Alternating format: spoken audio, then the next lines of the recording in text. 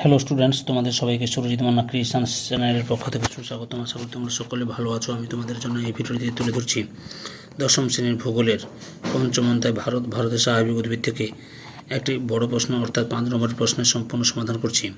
তার আগে তোমাদের কাছে অনুরোধ, তোমরা ভিডিওটি না টেনে পুরোটা দেখো। ভিডিওটি কেমন লাগলো কমেন্ট করে জানিও, ভিডিওতে লাইক দাও এবং শেয়ার করো। আলোচনা শুরু করছি। প্রশ্নটি হচ্ছে, হিমালয়ের উচ্চতা বৃদ্ধির সঙ্গে স্বাভাবিক উদ্ভিদের প্রকৃতির পরিবর্তন উদাহরণ সলেখ। উত্তর, হিমালয় পার্বত্য অঞ্চলের উচ্চতা বৃদ্ধির সঙ্গে সঙ্গে উষ্ণতা, বৃষ্টিপাত ও তুষারপাতের তারতম্য অনুসারে বিভিন্ন ধরনের অরণ্য গড়ে উঠেছে, যথা 1 নম্বর চিরহরিৎ অরণ্য।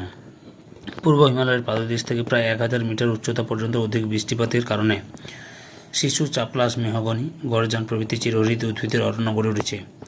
তবে পশ্চিম হিমালয়ে প্রায় 500 মিটার উচ্চতার মধ্যে বিক্ষিপ্ত চিরহরিৎ অরণ্য দেখা যায়।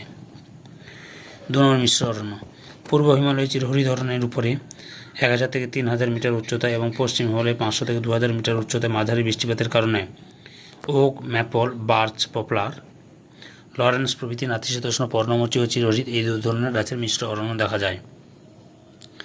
পাইন অরণ্য।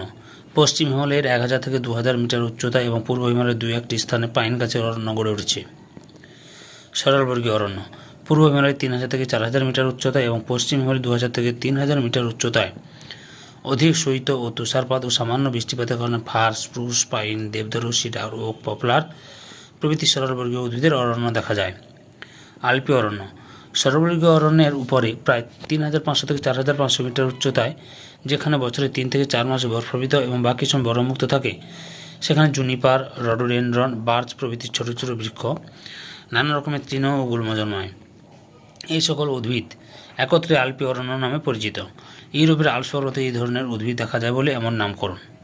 হিমালয় পর্বতের বিভিন্ন অঞ্চলে উচ্চতা তারতম্যের কারণে জলবায়ু তারতম্য হলো এই পর্বতের বিভিন্ন অংশে স্বাভাবিক উদ্ভিদের বিভিন্ন প্রকৃতির হওয়ার অন্যতম কারণ, যেমন আর্দ্রতা ও বৃষ্টিপাতের তারতম্য।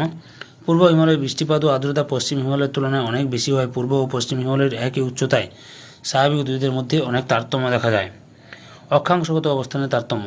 পশ্চিম হিমালয় পূর্ব হিমালয়ের তুলনায় উচ্চ অক্ষাংশে অবস্থিত হয় পশ্চিম হিমালয়ের উষ্ণতা পূর্ব হিমালয়ের উষ্ণতার তুলনায় অনেক কম। উষ্ণতা তারতম্যের ফলে পূর্ব ও পশ্চিম হিমালয়ের স্বাভাবিক উদ্ভিদের তারতম্য হয়।